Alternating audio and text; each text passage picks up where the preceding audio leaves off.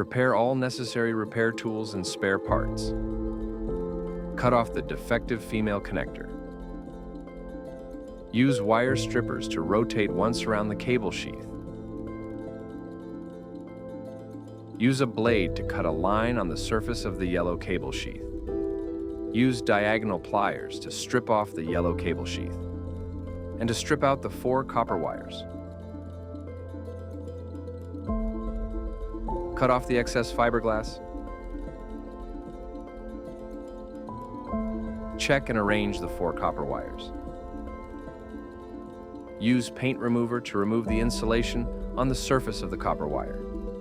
Set aside for 10 minutes, then use a cloth to wipe off the insulation material. Fit on the female connector. Screw on the copper nut.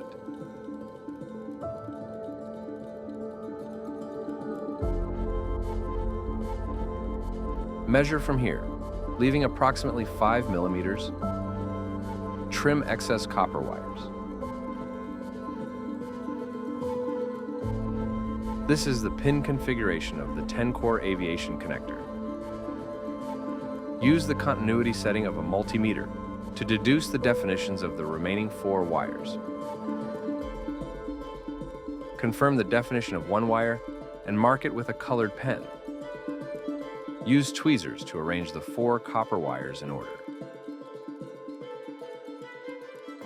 According to the marked copper wire definition, insert them one by one into the 4 small holes. Then, solder the remaining 3 wires. Check if the soldering is flat and properly aligned. Screw on the connector and check whether it is properly fitted and whether the small board is flat.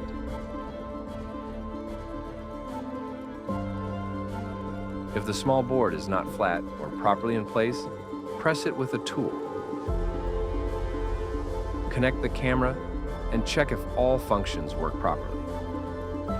After confirming all functions work normally, apply AB glue under the small board to fix it.